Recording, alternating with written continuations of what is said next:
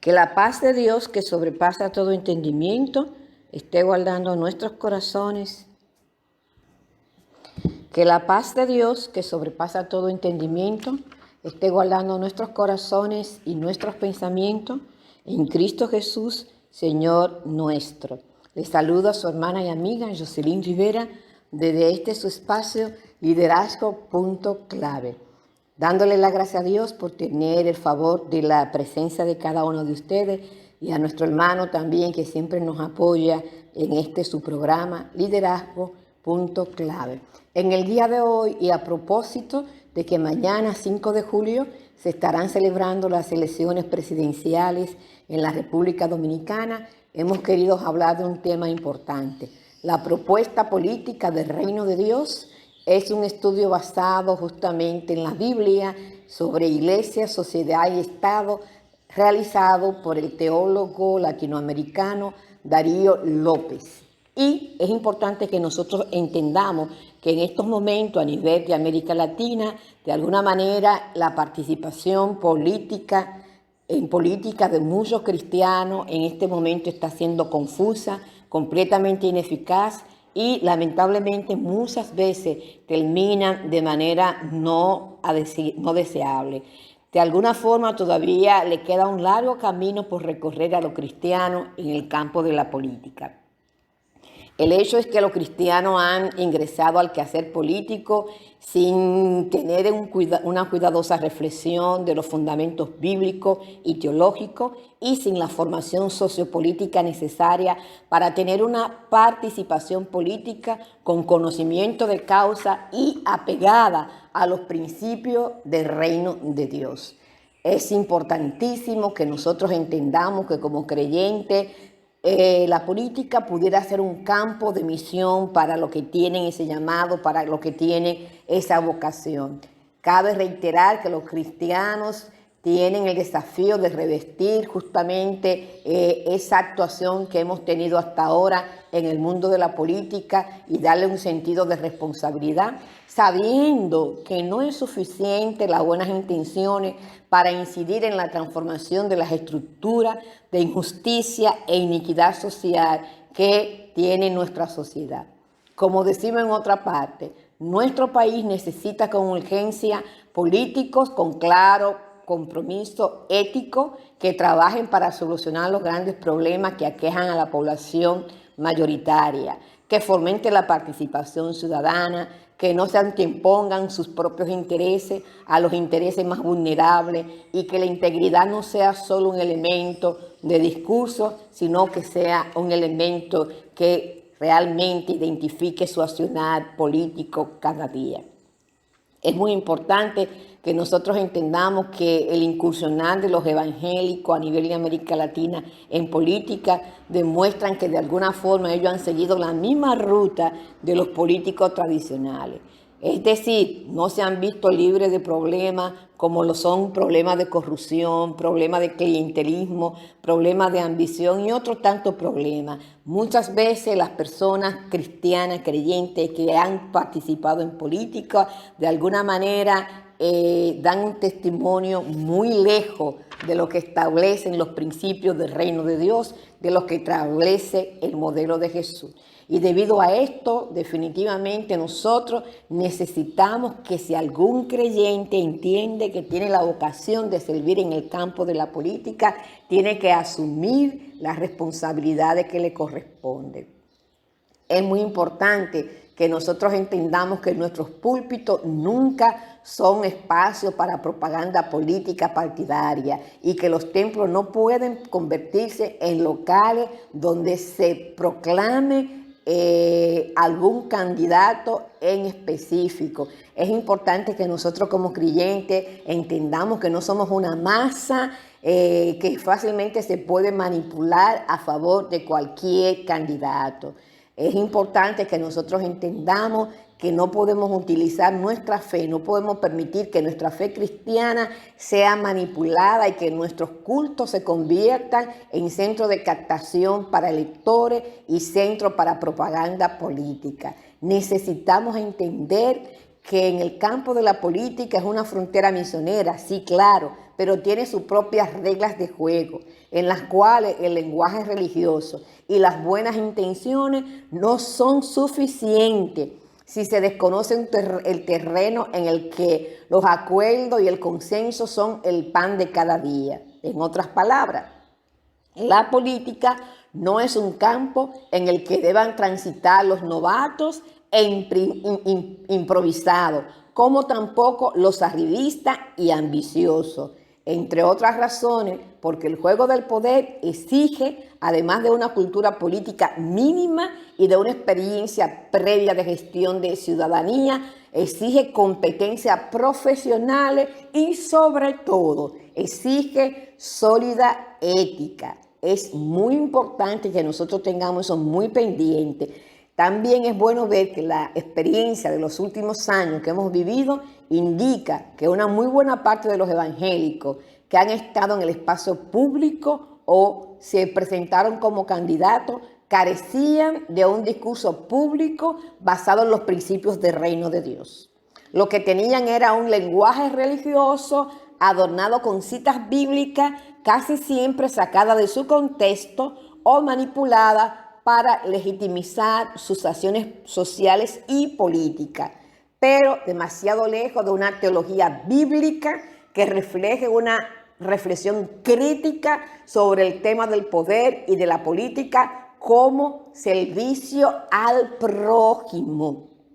Las experiencias recientes de los últimos actores sociales y políticos que hemos tenido a nivel de América Latina da cuenta de que su gestión no ha sido ni distinta ni mejor que la de la mayoría de los políticos tradicionales.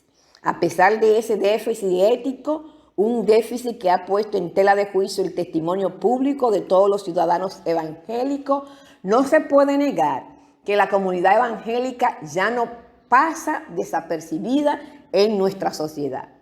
¿Sobre qué base teológica y ética se tienen que articular el ejercicio ciudadano de los evangélicos cuando participan en movimientos políticos o en partidos políticos? Sería una muy buena pregunta que deberíamos contestarnos.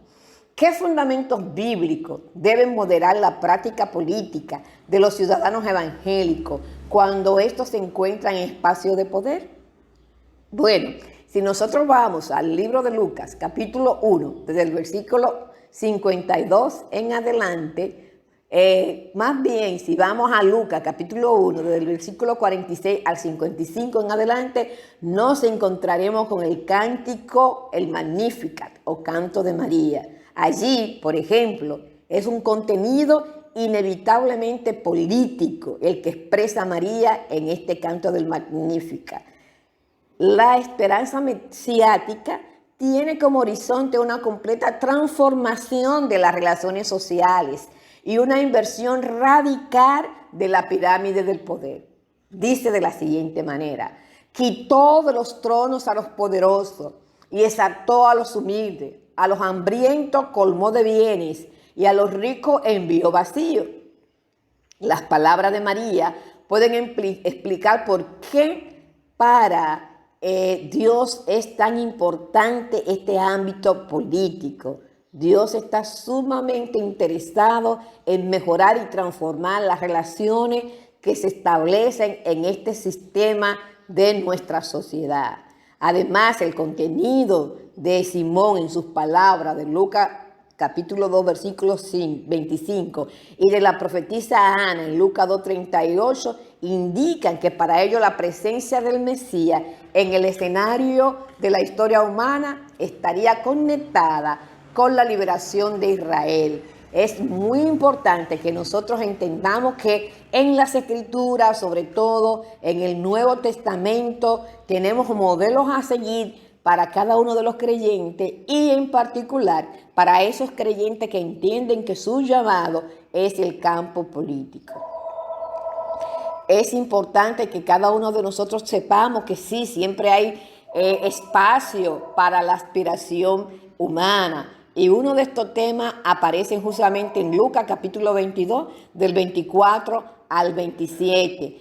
Ahí vemos que las aspiraciones humanas están relacionadas con las cuestiones del poder político. Eso es una condición muy humana. Sin embargo, cuando nosotros leemos en Lucas capítulo 9, versículo 46, ahí tenemos bastante claridad de cómo se daban estas discusiones y estas aspiraciones humanas aún entre los discípulos de Jesús. De acuerdo con el relato de los evangelios sinópticos, la búsqueda de los lugares de privilegio, preeminencia, estatus y poder era un asunto que se expresó claramente en esta discusión colectiva que tuvieron los discípulos sobre quién de ellos sería el más importante o el más grande. Eso salieron de alguna manera a flote las pasiones tan humanas y estuvieron hablando sobre esas pasiones en Lucas 22, 24. Y también se ve el enojo en Mateo 20, 24 y Marcos 10, 41. En otras palabras, dentro de la comunidad de los discípulos, la lucha por acceder a las posiciones de preeminencia o a los lugares de preeminencia en el reino de Dios se expresó en acciones humanas egoístas y terrenales, que lesionaban las relaciones de hermandad, de compañerismo y de solidaridad, y que se suponía debían existir entre los seguidores de Jesús de Nazaret. Definitivamente, la naturaleza humana está marcada por el egoísmo, el cual se expresa en asuntos concretos como el deseo de poder y la lucha por alcanzar los lugares de preeminencia dentro y fuera de las comunidades religiosas. Y eso, lamentablemente, hasta el día de hoy no ha cambiado. Nosotros no condenamos a ningún cristiano que quiera incursionar en la política. Sin embargo, hay dos preguntas importantes que nosotros creemos, al igual que este autor, que esas personas tienen que hacerse. La constatación de estos hechos no niega, por supuesto, la legitimidad de aspiración a posiciones de preeminencia en las estructuras religiosas y de ejercer responsabilidad pública en el campo político o en los movimientos sociales. Sin embargo, los discípulos de Jesús de Nazaret deben estar suficientemente conscientes de que el problema básico se encuentra en las motivaciones individuales y colectivas, principalmente en el por qué. ¿Cuál es la motivación que me impulsa, que me lleva a participar en el campo político? ¿Por qué se aspira a llegar a cierta posición de poder dentro de una estructura política o religiosa? La otra pregunta es el cómo. Luego de yo definir mi motivación, mi por qué, entonces tengo que definir el cómo voy a llegar a esa posición de poder. Cuando hablamos del cómo, estamos hablando cuál es la vía que voy a utilizar, cuál es el vehículo que voy a utilizar, cuál es el medio que voy a utilizar para alcanzar mi posición de poder dentro de la política. Se llega finalmente a esa posición de poder en el espacio público o en las comunidades religiosas. ¿Cómo voy yo a llegar? Para los discípulos de Jesús debe estar suficientemente claro que las motivaciones son la correcta, que no son ambición de poder, que no es una sed de poder egoísta, y las vías mundanas de acceso al poder nunca deben de ser una opción. No debemos permitir la manipulación de las voluntades colectivas y la instrumentalización de la autoridad espiritual con fines electorales. No son precisamente virtudes evangélicas ni motivaciones santas. Debe estar claro que se trata de un acomodo a la forma corriente de acceder y ejercer el poder político en la sociedad predominante y que constituye, por tanto, una negación de la identidad cristiana de aquellos que actúan de esta manera, utilizando incluso un lenguaje religioso para captar la simpatía y los votos de sus eventuales seguidores. Definitivamente, la participación de ciudadanos evangélicos en el área política en los distintos lugares de América Latina durante la última época indica que no siempre los evangélicos llegaron a esos espacios de poder siguiendo los principios de la ética del reino de Dios. Esto es importante. Este dato revela que ellos, como políticos profesionales, fueron seres humanos de carne y de hueso, de cuya experiencia se aprende que no basta ni el lenguaje religioso ni las buenas intenciones cuando uno quiere participar en el juego de poder. Las conductas habituales en los últimos años, especialmente la cercanía de los procesos electorales como el que estamos viviendo, revela cuánta falta hace conocer los principios éticos del Evangelio y practicarlos cotidianamente dentro de las distintas realidades humanas en las cuales los creyentes están inmersos como ciudadanos del reino de Dios y como ciudadanos del país al que pertenecen. Es sumamente importante que definamos por qué queremos participar en determinada acción política y cómo vamos a llegar a esa posición que aspiramos. La ética del reino de Dios. En un análisis de Lucas 22, del 26 al 27, podemos establecer que para Jesús de Nazaret hay dos características fundamentales conectadas entre sí que deberían diferenciar el ejercicio del poder al interior de la comunidad de los discípulos de la forma en que ejerce el poder en las sociedades humanas: las motivaciones y la práctica concreta. Es importante que nosotros entendamos que las palabras pronunciadas por Jesús en Lucas 22, del 26 al 27, hablan pero muy bien de cuáles tienen que ser justamente esas motivaciones que nos llevan a nosotros a querer aspirar a posiciones de poder. Justamente termina esos versículos diciendo: mas no así vosotros.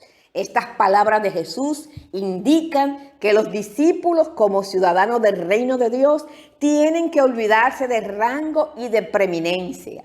Jesús le previene así tanto de la seducción como del peligro del poder, pues Él pretende que la comunidad de discípulos sea una contracultura con respecto a la sociedad donde viven y una sociedad alta y una comunidad alternativa radicalmente diferente a las otras sociedades humanas.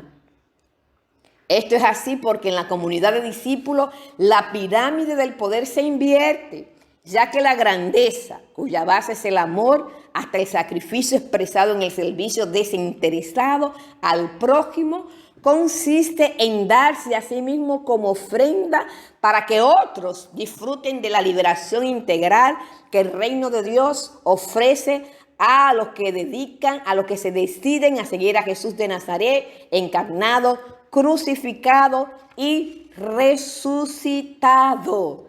Pero en el reino de Dios, la grandeza no se define por el estatus ni por la capacidad de dominio que un individuo tiene, sino por la capacidad de servir de manera sacrificada a los demás y por la disposición de dar la vida por amor al prójimo.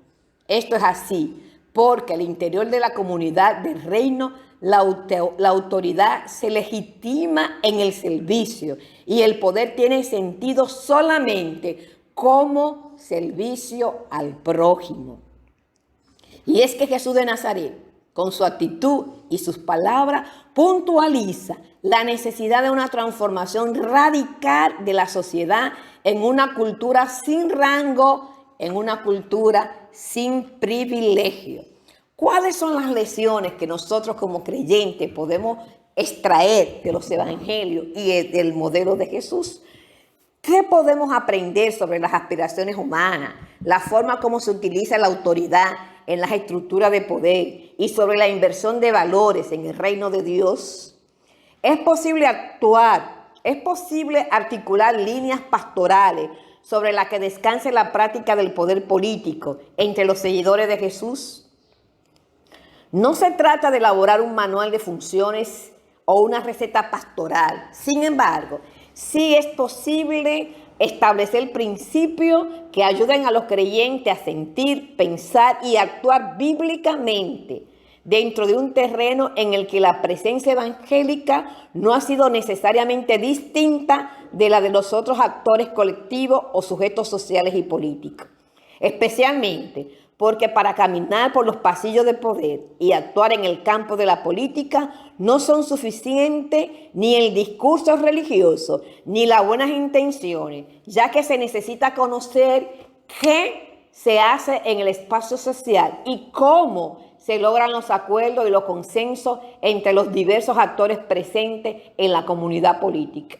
Entonces, ¿qué se debe tener en cuenta? En primer lugar, tenemos que tener muy en cuenta que las pasiones y motivaciones carnales se reflejan en el uso que se hace de la autoridad delegada y del poder que se tiene cuando éste seduce a los actores humanos, mordea la conducta personal y colectiva y alimenta la ambición y el orgullo.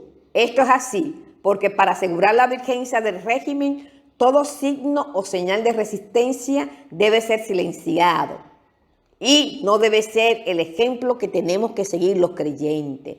La historia enseña que una de las estrategias utilizadas por los regímenes autoritarios para perpetuarse en el poder se relaciona con la oferta de favores políticos cuya intención es la búsqueda de popularidad de los gobernantes. Y nosotros no debemos seguir ese ejemplo.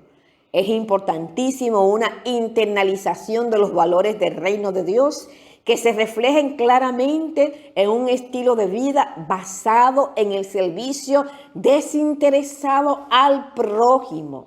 Esto implica que la práctica social y política de los discípulos de Jesús debe estar permeada profundamente y catalizada en todo momento por valores del Evangelio, como son la verdad, la libertad, la solidaridad, la honestidad, la transparencia, la justicia, entre otros.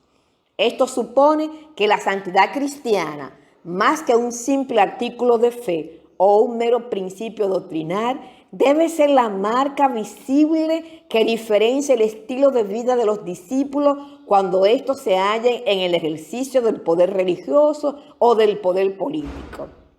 De las otras formas de ejercitar la autoridad espiritual y hacer política presente en la sociedad humana. La tarea de los discípulos consiste en no dejar que las pasiones y los valores que están en la sociedad sean lo que permeen nuestras relaciones sociales y la práctica del poder en el reino del mundo.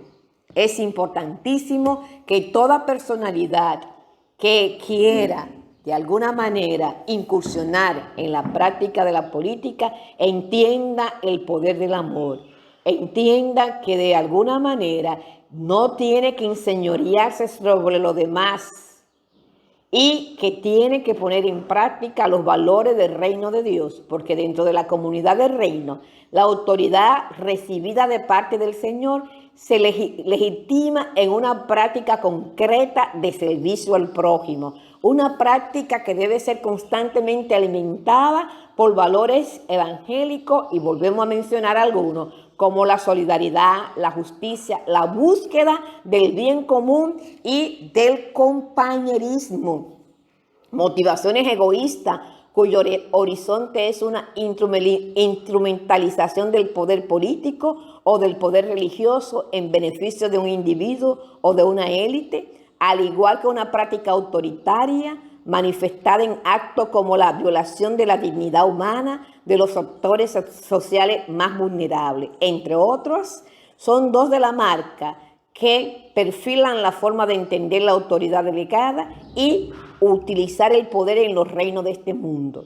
No tiene que ser así, ni para los discípulos como ciudadanos de una polis determinada en la que deben dar testimonio del reino de Dios y de su justicia, ni como miembros de la comunidad del reino, dentro de la cual tanto la motivación como los valores tienen que ser absolutamente diferentes al estilo de vida de la sociedad predominante. Finalmente, nunca se debe subordinar el altar a los intereses del poder político. Repito esta frase dada su importancia. Nunca se debe subordinar el altar a los intereses del poder político. A la luz de lo señalado, siempre será necesario recordar que el modelo de vida es Jesús. Él practicó el diaconado por excelencia y realmente nos enseñó cuál es el horizonte en el reino de Dios y su justicia. Las palabras de Juan Calvino, el gran reformador de Ginebra, son bastante pertinentes para este tiempo que estamos viviendo en la República Dominicana a propósito de las elecciones del 5 de julio. Son bastante pertinentes. Dice, son bastante pertinentes para este tiempo en el que durante las coyunturas electorales emergen candidatos evangélicos, mayormente novatos e improvisados, limitados en su comprensión de la cuestión pública y huérfano de una plataforma programática cuyo horizonte sea el bien común antes que la búsqueda de beneficios temporales para la iglesia evangélica. Estas fueron las palabras de Juan Calvino dirigidas a los diferentes públicos humanos de su tiempo. Dijo: no se debe poner en duda que el poder civil es una vocación, no solamente santa y legítima delante de Dios, sino también muy sacrosanta y honrosa entre todas las vocaciones. Los oportunistas, ya terminada la cita, los improvisados, los despistados, los novatos y los ingenuos en cuestiones políticas que abundan en este tiempo al interior de las iglesias evangélicas, harían bien en reflexionar sobre este sabio consejo de Juan Calvino. Más aún, todos nosotros, los discípulos de Jesús de Nazaret, inmersos en marcos temporales concretos, necesitamos entender que la arena política es un espacio legítimo de misión, una frontera misionera particular, un espacio de servicio al prójimo, en el cual deben estar presentes responsablemente aquellos llamados para esta tarea particular y no los ambiciosos, oportunistas e irresponsables. Tenemos el ejemplo de José, el ejemplo de Daniel y el ejemplo de Mardoqueo. Ninguno de ellos fueron novatos, ingenuos o aprendiz, ni improvisado, ni tampoco oportunista o ambicioso. Fue así porque todos ellos llegaron a la cúspide del poder con cierta preparación en el manejo de los asuntos públicos y con una sólida ética que le permitió diferenciarse de los demás funcionarios públicos en su tiempo. Finalmente, en consecuencia, los llamados a servir a Dios y al prójimo en el campo de la política necesitan entender que se trata de una tarea que exige experiencia previa de gestión ciudadana, conocimiento teológico básico, formación política mínima, competencia profesional y, sobre todo, solidez ética. Esto para que no se conviertan en tontos útiles de los políticos tradicionales o de un régimen que busca aliados estratégicos que legitimen teológicamente sus acciones sociales y políticas. Además, se trata de una tarea la cual exige también que quienes incursionen en esa frontera misionera conozcan cómo funcionan las estructuras de poder y se establecen los pactos y consensos que se traducen luego en política de Estado. ¿Hemos entendido todo esto o seguimos siendo testigos de cómo la improvisación, la ambición y el oportunismo dañan la imagen pública de la comunidad evangélica? Y como siempre, terminamos diciéndole que la paz de Dios, que sobrepasa todo entendimiento, guarde sus corazones y sus pensamientos en Cristo Jesús, Señor nuestro.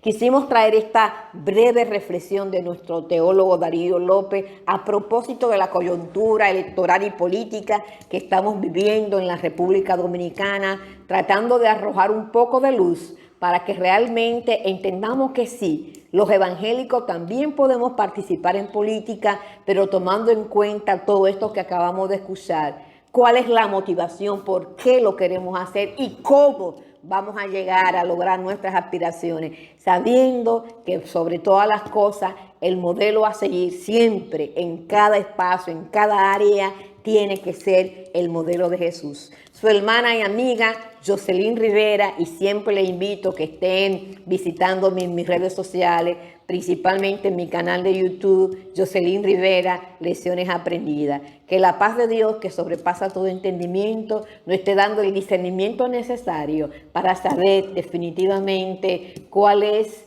la decisión que tenemos que tomar a favor de nuestro país, la República Dominicana, en el día de mañana. Muchísimas gracias y que Dios le bendiga muchísimo. Gracias por darme siempre la oportunidad de estar aquí en este su espacio, Liderazgo Punto Clave. Muchísimas gracias a cada uno de los que se estuvo conectando y les esperamos en nuestro próximo espacio con temas siempre muy pertinentes, muy de lugar, tratando de que como líderes cristianos podamos nosotros tener un buen desempeño a favor de la sociedad en la que Dios nos ha colocado, sabiendo que como líderes tenemos una gran responsabilidad de orientar y crear, acompañar a nuestros seguidores en tener un análisis crítico de la realidad que vivimos. Que la paz de Dios, que sobrepasa todo entendimiento, guarde sus corazones.